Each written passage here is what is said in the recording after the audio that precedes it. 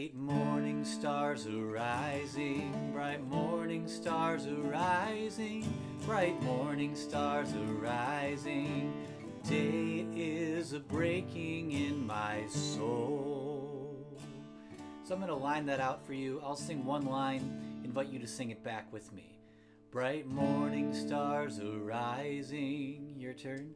Bright morning stars arising, bright morning stars arising, bright morning stars arising, bright morning stars arising, bright morning stars arising. Day is a breaking in my soul. Day is a breaking. Day is a breaking in my soul. So let's try that whole thing together. Bright morning stars arising, bright morning stars arising, bright morning stars arising. Day is a breaking in my soul. Let's try that one more time. Bright morning stars arising, bright morning stars arising, bright morning stars arising. Day is a breaking in my soul. Rise up from morning slumber, rise up from morning slumber, rise up from morning slumber, rise up from morning slumber. Day is a breaking in my soul. Rise up and hear your calling. Rise up and hear your calling. Rise up and hear your calling. Rise up and hear your calling. Day is a breaking in my soul. Oh, lift your voice to heaven. Oh, lift your voice to heaven. Oh, lift your voice to heaven. Oh, lift your voice to heaven. Day is breaking in my soul. We'll sing out loud for justice. We'll sing out loud for justice. We'll sing out loud for justice. We'll sing out loud for justice. Day is a breaking in my soul. We'll build this faith together. We'll build this faith together. We'll build this faith together. We'll build this faith together. Day is a breaking in my soul. Bright morning star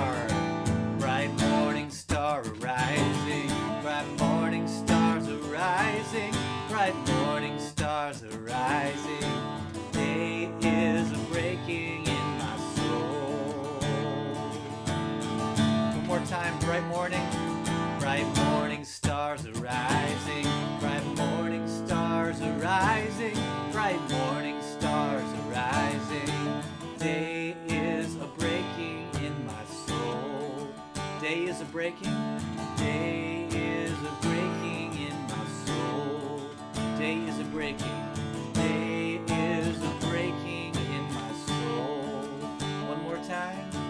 Day is a breaking in my soul.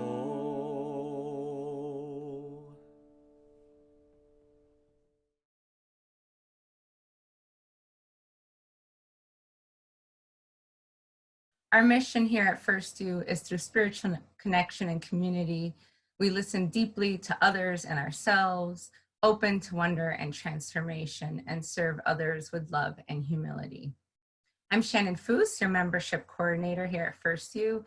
And today in service, we have Reverend Shari Halliday-Quan, our lead minister. And we also have Tim Farnum, the president of our congregation, along with Lynette Blake. You just saw our wonderful musical guest, Mark David Buckles, and we'll also feature music from our congregational siblings in Ann Arbor, Michigan, and in Fort Collins, Colorado, along with our very own arson that we saw earlier. Behind the scenes, we have many folks supporting our virtual service. We have them helping us keep things safe and keep things moving smoothly. To access, our captions, if you look at the top left of your screen, you will see a red live button. And if you click on it, you will see view stream from the drop-down menu, and you can click on that. After service today, we'll be having our wonderful coffee hour where you will be split into groups so you can talk with one another and get to know each other better. Let's take a deep breath as we settle into this sacred time and place. Please join me in our chalice lighting words and say in unison along with me.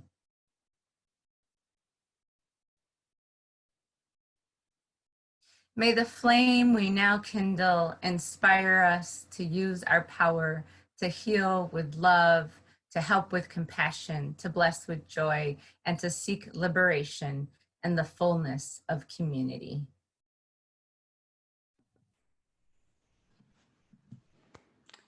A few months ago, though it feels like a lifetime ago, it was about 58 days after we had put an offer down on a house here in Rochester, and about an hour after we had gotten a check for the most amount of money I hope to ever pay anyone in one go. We got this panicked phone call, and I answered it, and it was the sellers. We tried to stop them, they said. There was nothing we could do. We ran out as soon as we heard, and they kept saying over and over again, we tried to stop them. When they caught their breath, they explained that the tall, beautiful tree that had been standing in front of the house that was most decidedly diseased and gave off a foam every spring of unknown origin into the air was cut down by an arborist. They tried to stop him, but given its obvious signs of decay and the ways in which it would probably fall and destroy the house, the city arborist would not be deterred. The sellers were bereft. They had come to love this tree, but it was clear in the context of the conversation, they were also deeply apologetic and worried that we wouldn't want to buy the house anymore. Worried that that check that I was holding in my hands would get ripped up and they would not get to move to Florida. We assured them we still intended to buy the house, and really, isn't this why we come to church? We come to have conversations that seem difficult. We come to have conversations when things that we didn't expect to happen, when things that feel high stakes, that include major transition in our lives happen. We come to be in relationship with each other. We come because when big things happen, it's important to check in and make sure, am I okay? Are you okay? How's this sitting with you? Here at First Unitarian, I am so grateful to be in community with all of you. Grateful to have conversations full of humor and love, and conversations that are challenging and unexpected. So I invite all of you to check into the chat. Go ahead and type in something that you hear about or think about or talk about at church that you tend to not bring up in conversation in other parts of your lives. What here are you able to hold in community that you don't otherwise get a chance to spend much time on?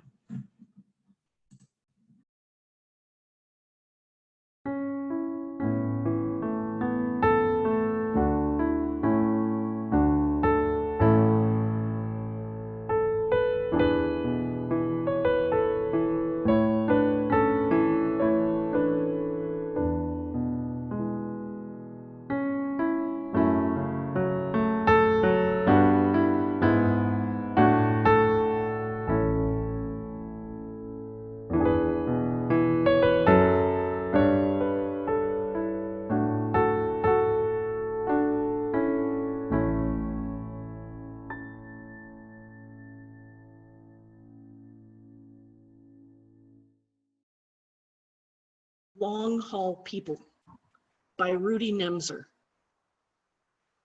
You find them in churches when you're lucky, other places too, though I mostly only know the ecclesiastical varieties.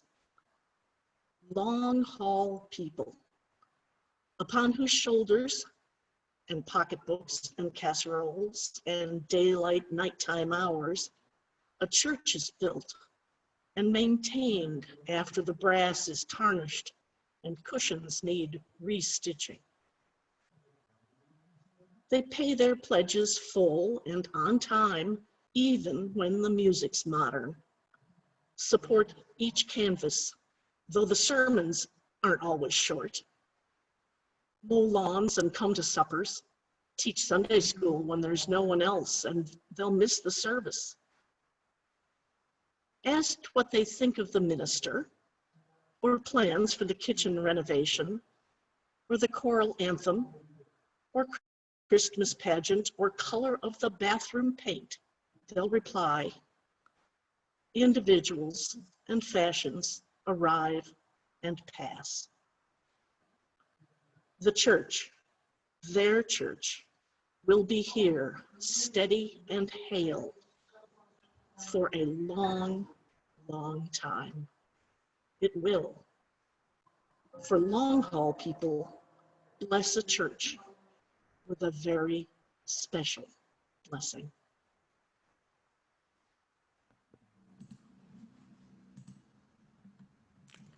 A very special blessing indeed. And I invite you all to bless each other by singing loudly wherever it is that you happen to be. This time we're joining the Dr. Glenn Thomas Rideout in Ann Arbor, Michigan. He'll lead us in Love Will Guide Us.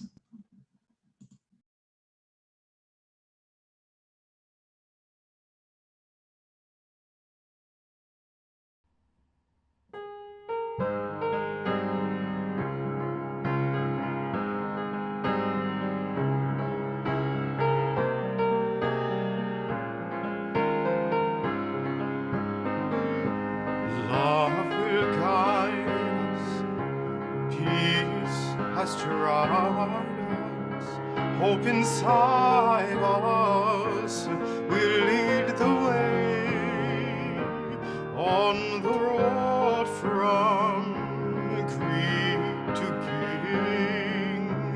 Love will guide us through the hot night.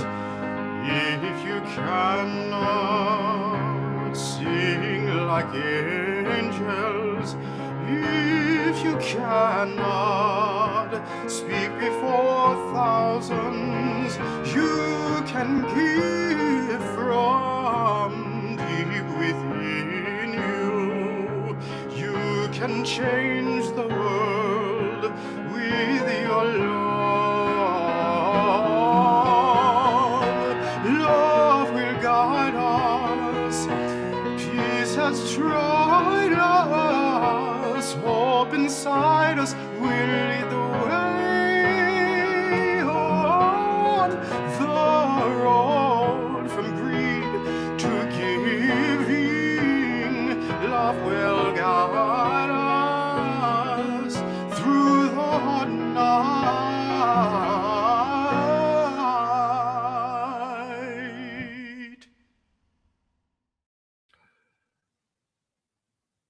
Our second reading today is excerpts from a letter sent to congregational leaders in Unitarian Universalists last week from President of the Unitarian Universalist Association, the Reverend Dr. Susan Frederick Gray.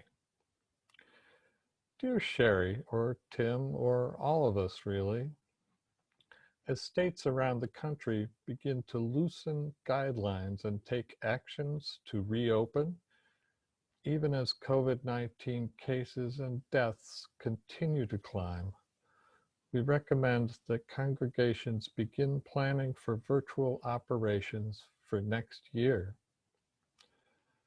Take a moment to breathe. I know this is significant.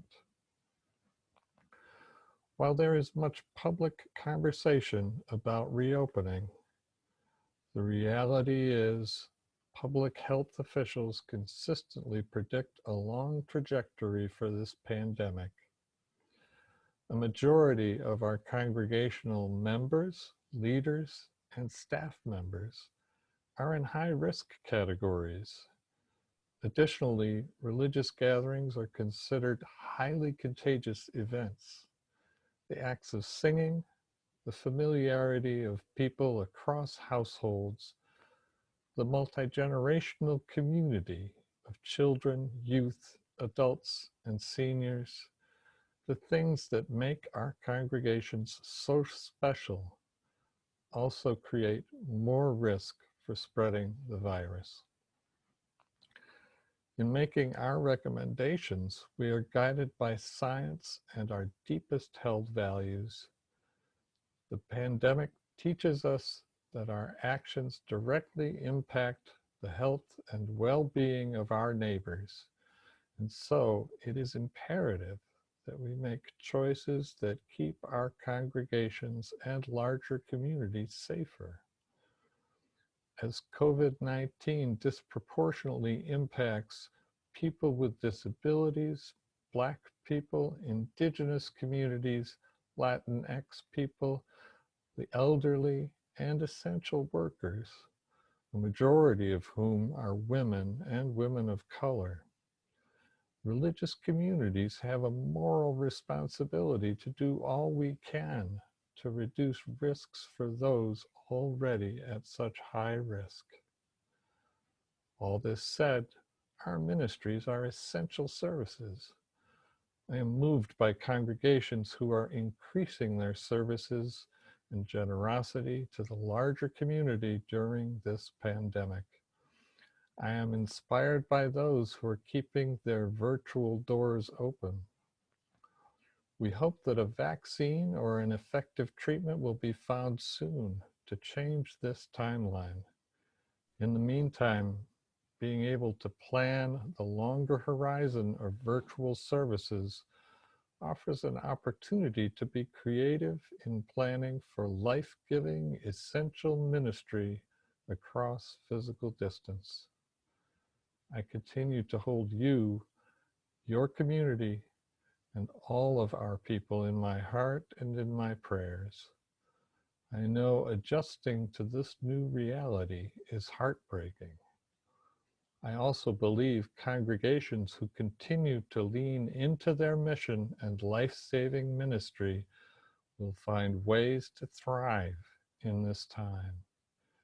Yours in love and gratitude, Susan. Please join me in the spirit of prayer and meditation. May religious leaders continue to bring moral clarity in uncertain times. May leaders seek, find, and act upon wisdom that allows for decisions that protect the health of many. May the soft animals of our body find times of rest and restoration, so that we might make decisions out of places of our deepest values. May this be true for those who lead institutions, for those who lead nations, for those who lead families, and for those who lead one foot in front of the other, one decision after the next.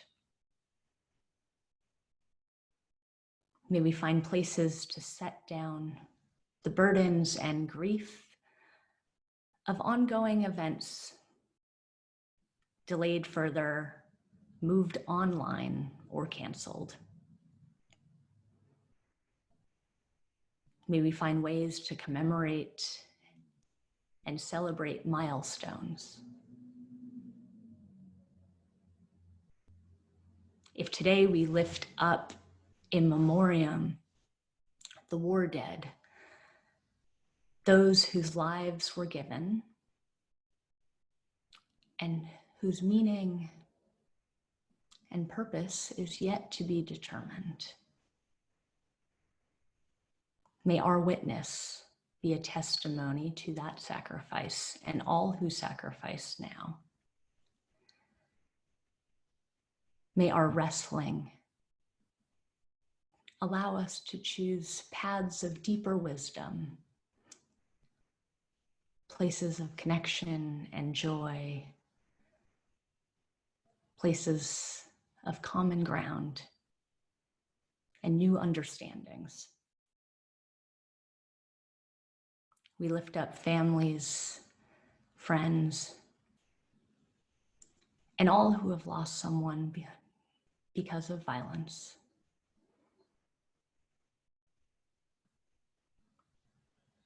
We lift up those whose lives were lost, if not in official war counts, then to addiction or suicide. We lift up in our prayers this annual day of memorial, knowing that we have each day a new opportunity to choose anew. We pray for safety and protection, pray for essential workers, for those doing dangerous jobs in many fields.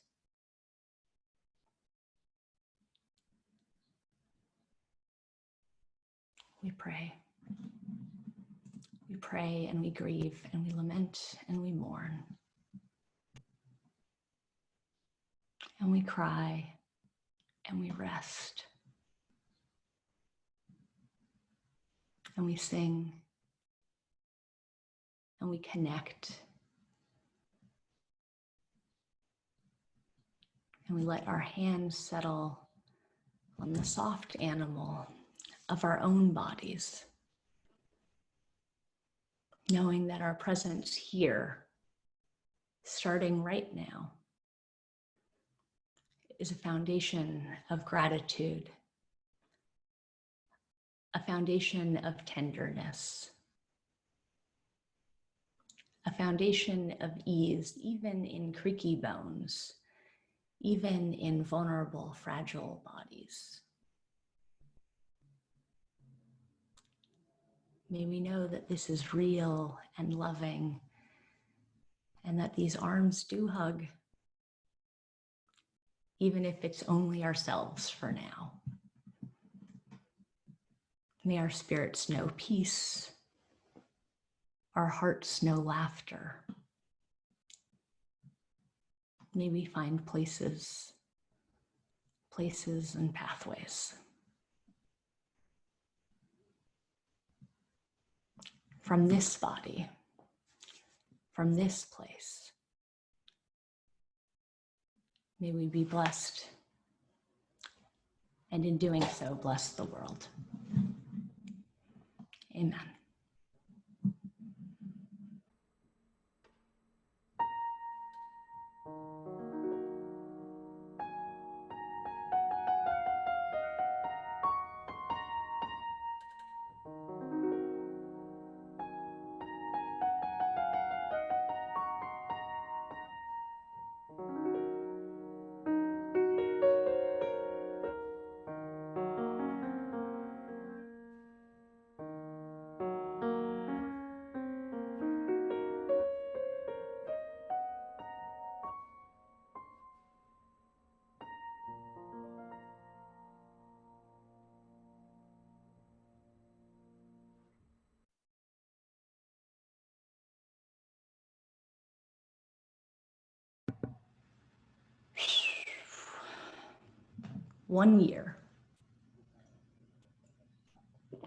One year from today, Susan tells us to plan.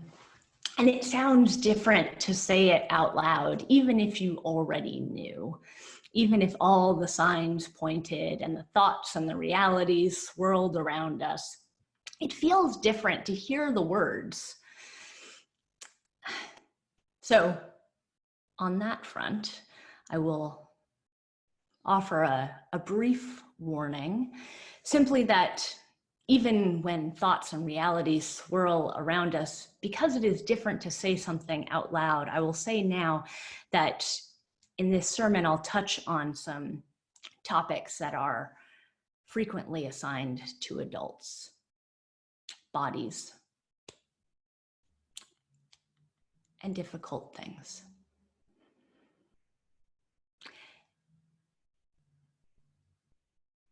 I'm grateful to be here, and I hope that you'll stay with me and listen to this sermon.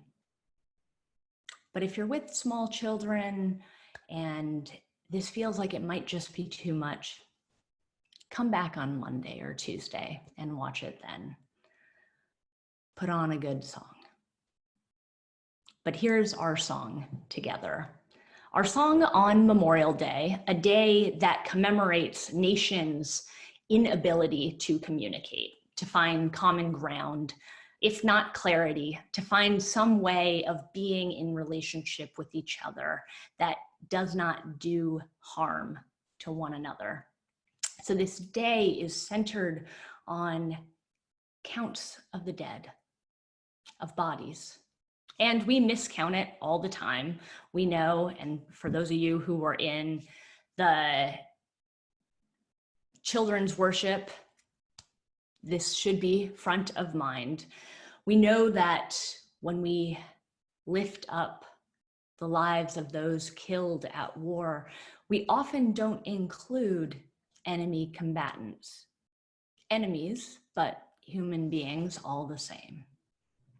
We know that we don't count civilians, non-combatants, people who just happen to live in the wrong place at the wrong time, who nonetheless too deserve memorials. We don't include those who come back from war, but for whom something has been irrevocably injured. Those who die by suicide or addiction. We don't count the moral injury, the pieces of our souls that are wounded when what we thought we knew most turned out to not be how we behaved, when the things we value and love turned out to be betrayed by our own doing. We don't count those among the war dead, but they're all real costs of war. And when we look at the numbers, I was flabbergasted to learn this week that if you count up all of the Americans who have died in the 20th century at war, that number is wildly overshadowed by the number of Americans who died in the Spanish flu epidemic. Wildly outnumbered. Catherine Arnold, the author of Pandemic 1918, she says that part of the problem was that dying from the flu was considered unmanly. Memorials to the war dead are good, right, and proper, but memorials to the pandemic dead were few and far between. Very few of us thought of it before we found ourselves in our present circumstances. And Arnold goes on to say that to die in a firefight, that reflects well on your family. But she's a little bit more graphic, but essentially to die coughing, that was difficult for loved ones to accept. There was a mass decision to forget.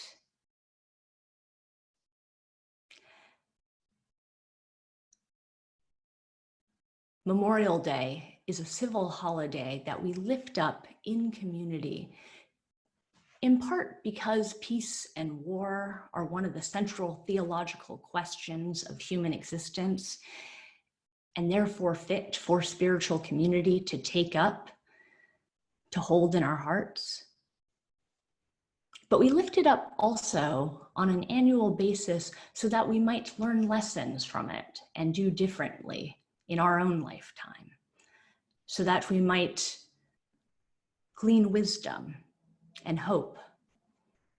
So to have chosen to have forgotten 1918 collectively has life-threatening consequences in our here and now. And this idea of it being unmanly, this idea of fixed ideas about gender, creating a culture of silence in wider society,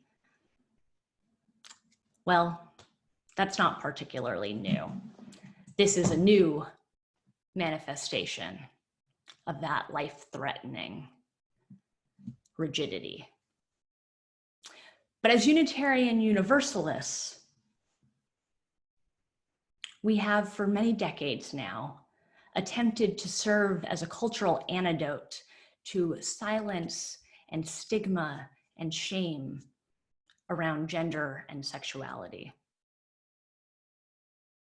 We are not doomed to a collective forgetfulness. Here in religious community, one thing that many of our young people are horrified to learn that their parents joined the church explicitly for is our sexuality education program. Our whole lives, our comprehensive sexuality education program aims explicitly to counter cultures of silence and stigma and shame and equip not only our young people, but people of all ages, starting from kindergarten to first grade up to older adults, aim to equip us with the skills and the tools that we need to, instead of engage in this forgetfulness, this silence,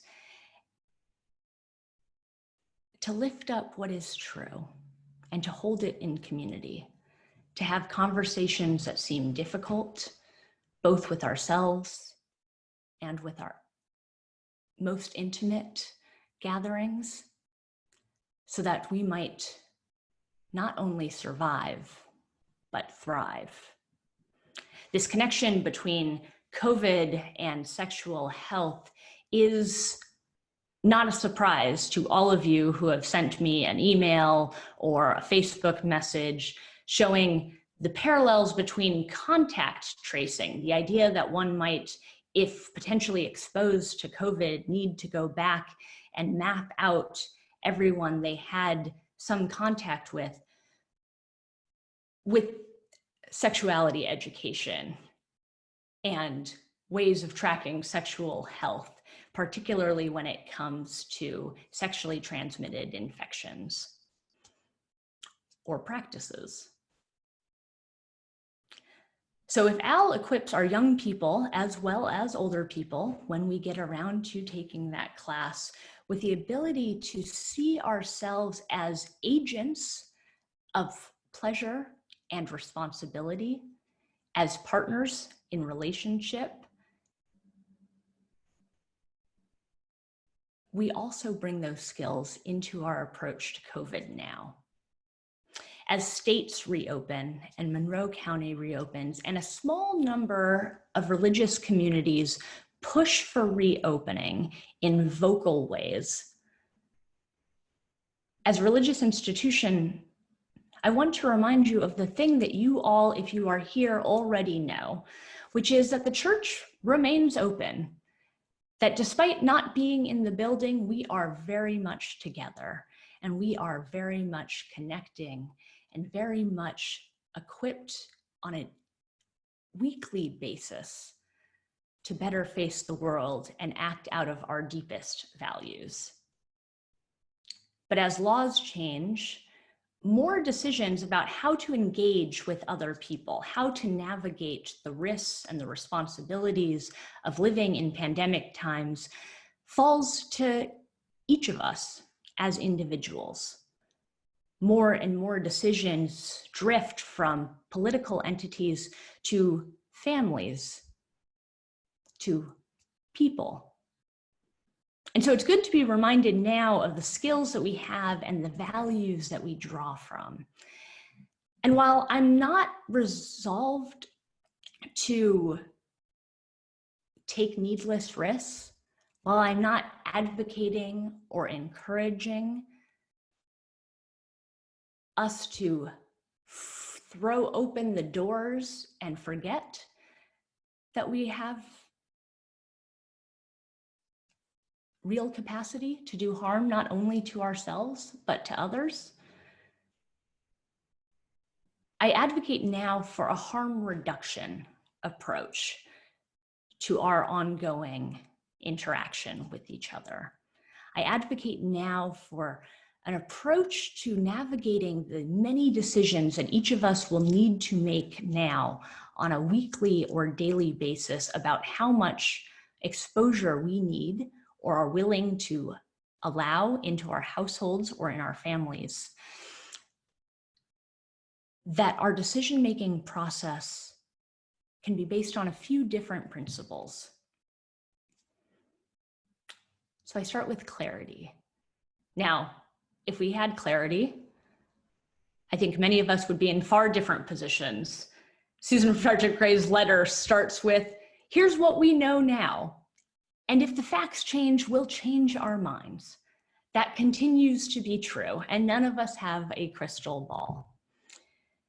But there's clarity available in finding sources that we trust, scientifically based, fact-based, evidence-based sources that allow us to feel equipped with the best information possible.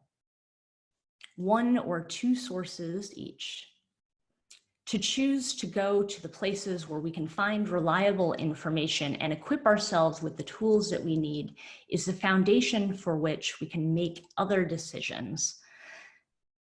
But our OWL programs don't end with just facts and figures about pregnancy and sexually transmitted infection. The science isn't enough. We ourselves are not only facts and figures. We are so much a ball of needs. We are so much agents of power. We are so much. And so education and clarity is the first tool. But secondly, caring for ourselves and others. Compassion for our emotional needs and recognition that we might have both vulnerabilities and desires is an important step in our decision-making now, just as it is in sexual and romantic relationships, just as it is in all relationships. We care for ourselves by recognizing that abstinence-only education and a binary that says one can do nothing, one must seal themselves off entirely, can work for a while. Our OWL program advocates for delaying sexual decisions until one has the comfort and maturity and information they need to make the best decisions possible.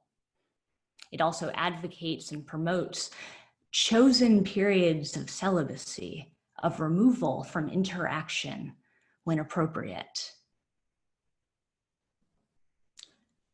But when we enforce binaries and pretend or allow ourselves to fall into thinking that we can be entirely careful or entirely reckless, we start to slide away from practices of protection more easily and more quickly. So to recognize and name the emotional needs that we have, and recognize and name too the ways in which we are vulnerable and must take precautions. That is a process worth making explicit of conversing with somebody that you trust or writing down. Where are the places I'm most likely to reach out? And how can I be careful in that? When we talk about care, it's important to recognize that as much as we might wish that self-care means eating ice cream in the bathtub 24 hours a day, it might mean eating ice cream in the bathtub for 1 hour, but it also means calling your sponsor when you need to. It also means taking a shower and going for a walk. It also means brushing your hair, just because. Self-care takes many forms, but to be honest with ourselves about both our vulnerabilities and desires is an important skill that OWL teaches our children, teaches our adults, and invites us into right now.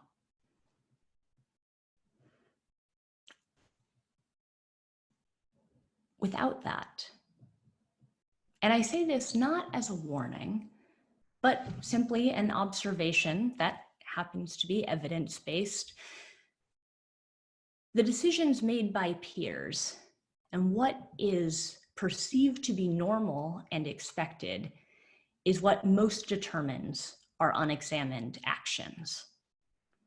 Without thoughtful decision-making processes, we do what we think other people are doing.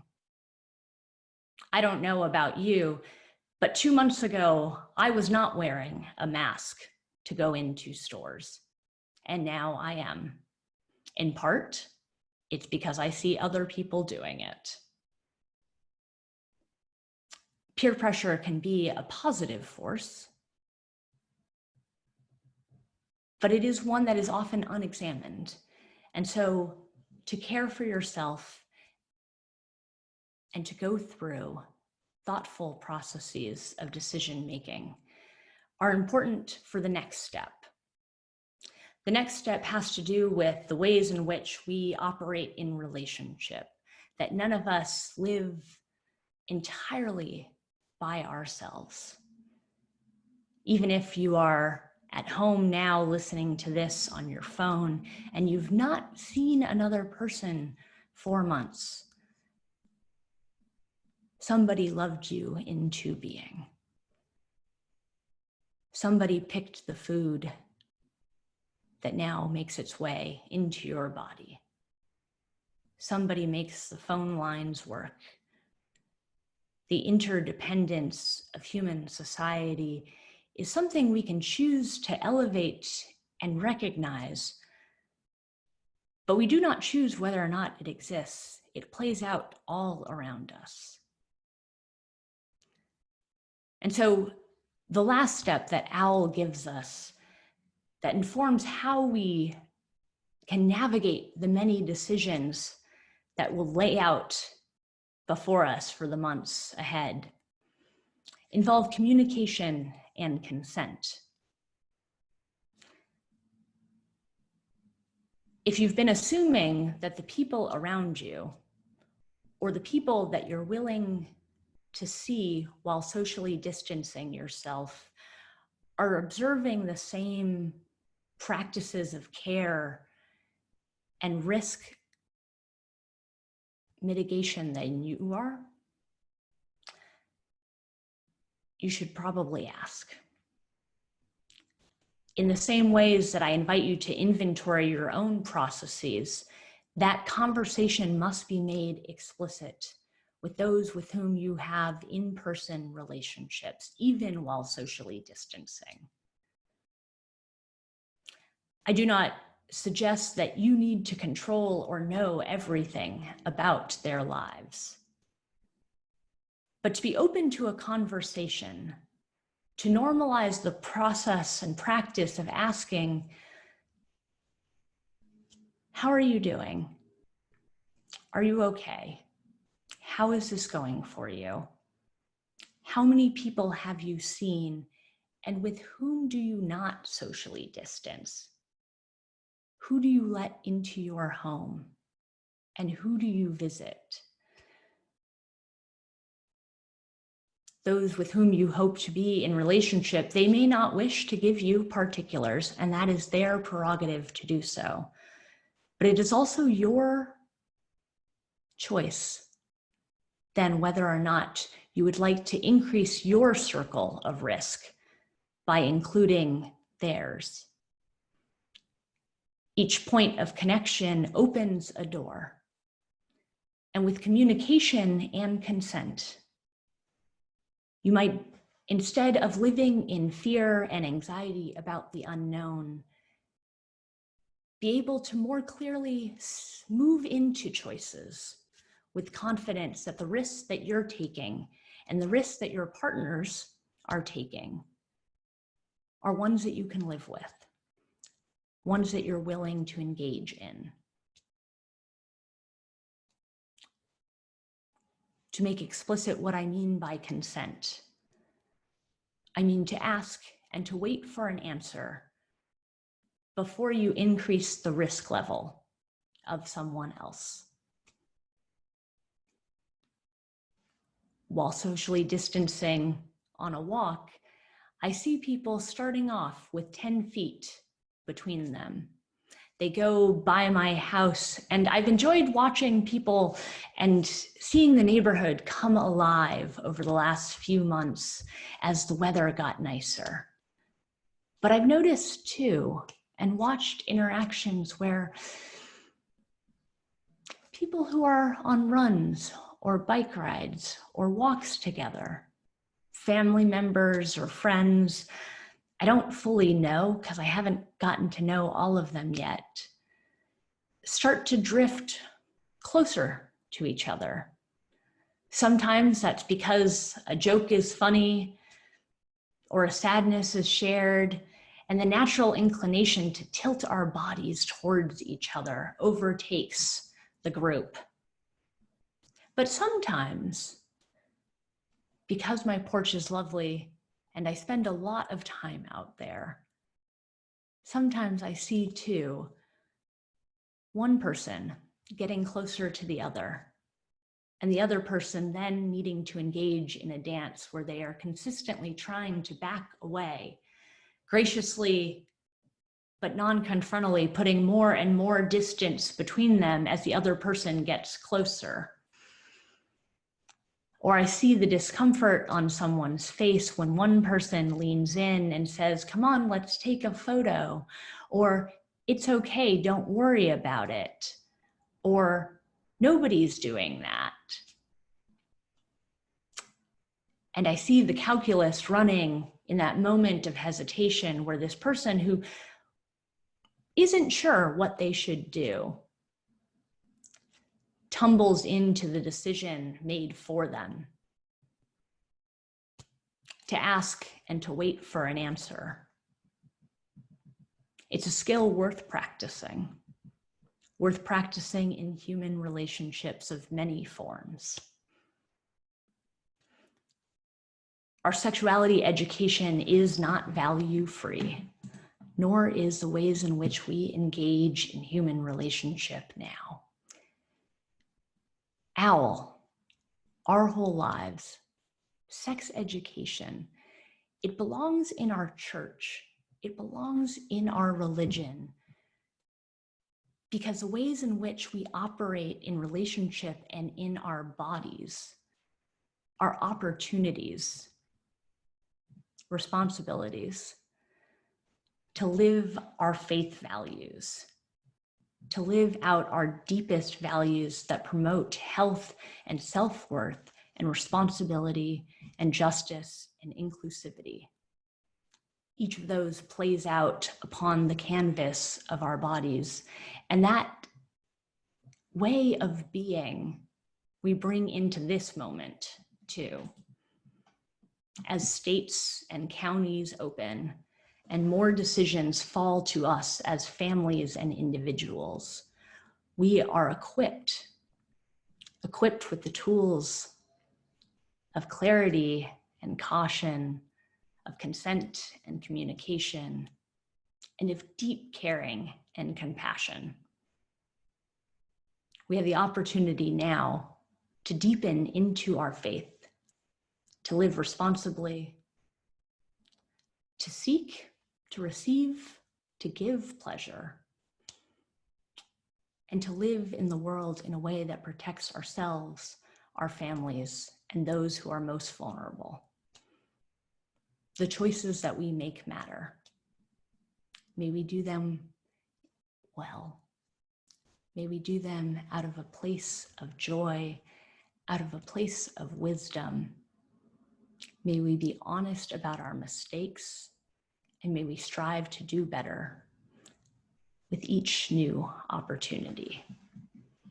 I know that here in this community, as individuals, you'll go from this Sunday seeking ways to be careful yet joyful. I know that you'll go from this place in groups, here at church, or in families, or in other parts of your lives, with a sense of care for yourself as well as the other people around you. And I know as a church, I know too that we will find new ways of connection, new ways of being in relationship. I know that there is transformation and joy and possibility ahead for us. We have the skills and the values to do it. And so too, do we have poetry? Fear by Khalil Gibran. It is said that before entering the sea, a river trembles with fear. She looks back at the path she has traveled, from the peaks of the mountains, the long winding road crossing forests and villages. And in front of her, she sees an ocean so vast that to enter there seems nothing more than to disappear forever. But there is no other way. The river cannot go back. Nobody can go back. To go back is impossible in existence. The river needs to take the risk of entering the ocean, because only then will fear disappear. Because that's where the river will know it's not about disappearing into the ocean, but of becoming the ocean.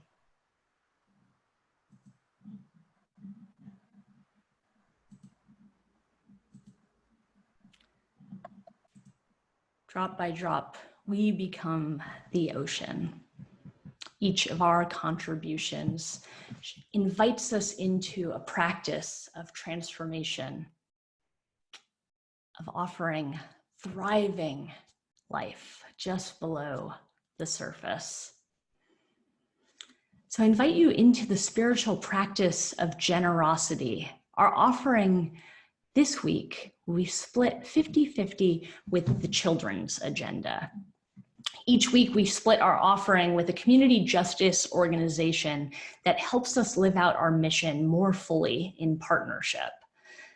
The children's agenda advocates for policies that are evidence-based, that help advance the success of all children.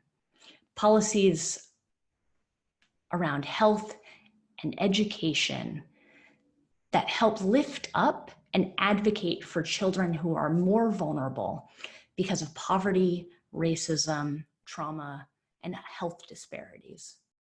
Here in Rochester, the Children's Agenda is helping us unpack the budget of both the Rochester City School District and New York State to figure out ways we might more effectively advocate for the sake of children. You can give through Venmo or online or via check. You've got a few different options, and we invite you to give generously. Your work supports the work and witness of this church and this city. May each drop help become the ocean.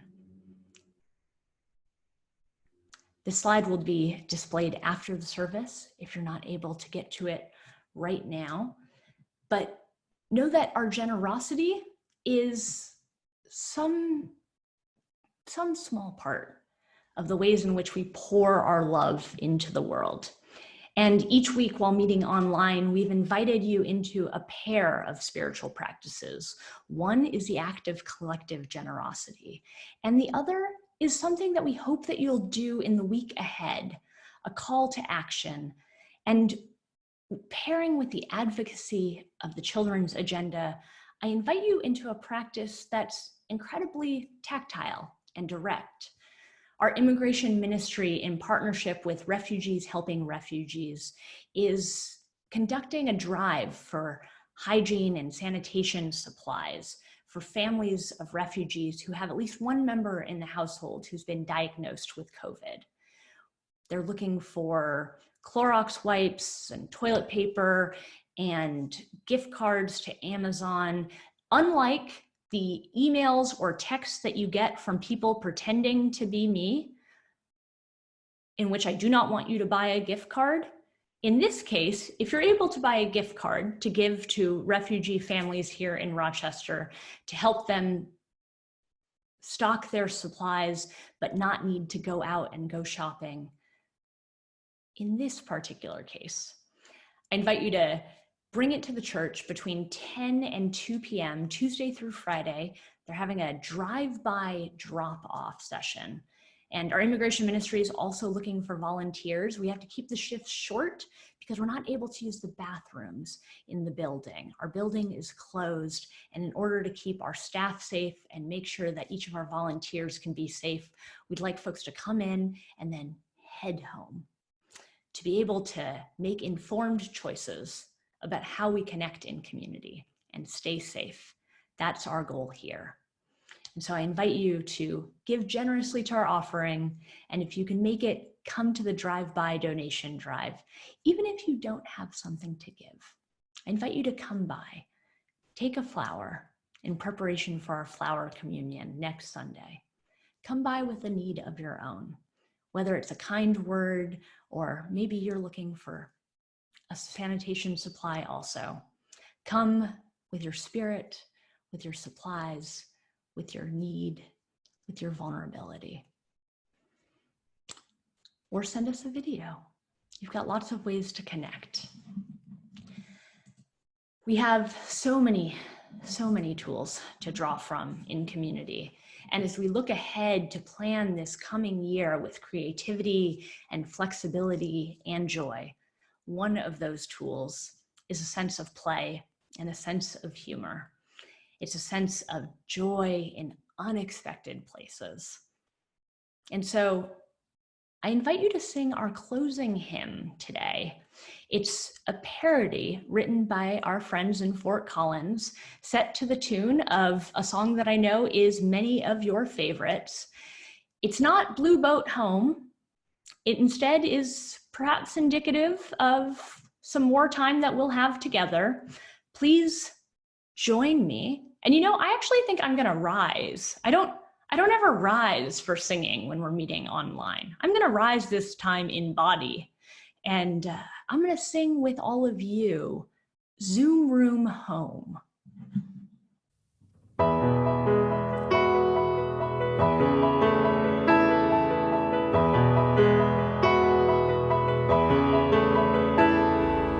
Low below me I feel my cushion. On my desktop are mountains and plains, far away from my friends and loved ones. Still I try to connect this way. Download another app now. How do I mute my microphone? The wide internet, my face will travel if I manage to zoom from home.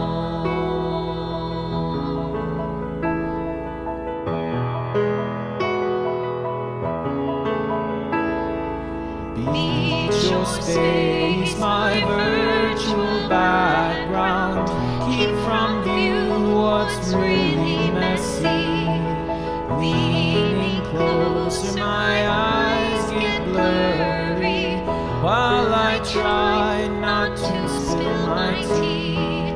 Where's the Zoom link? I thought I saved it. I am late to my meeting again. Stuck in the waiting room, someone admit me soon to my beautiful Zoom room home.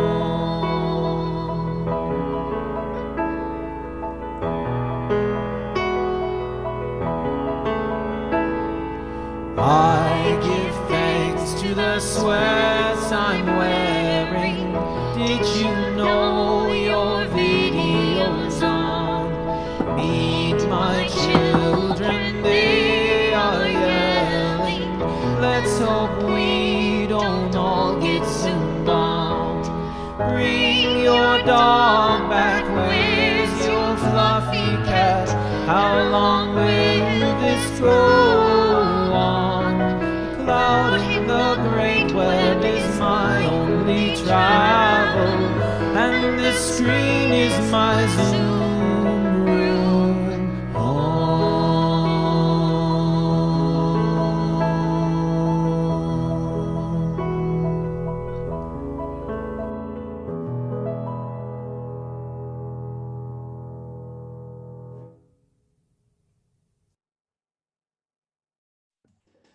I invite you to extinguish your chalice with our unison words. We extinguish this flame, but not the light of truth, the warmth of community, or the fire of commitment. These we carry in our hearts until we are together again. As we end our gathering, I invite you to put your hand on your heart. I want you to imagine that there are others across our city here, but also quickly, as I saw you all coming in, there are people in other states, people in other countries, people across oceans doing this same thing right at this very moment. Our hearts are beating together. Are you okay? How did that land for you? How is your heart? Where is the sacred in this? We have conversations and communication here that are possible because you all make it so, because we craft containers of connection that allow us to be together. And we go out into the world taking those skills, those tools, and that deeper capacity for fierce and loving existence out into our daily lives. May it be so.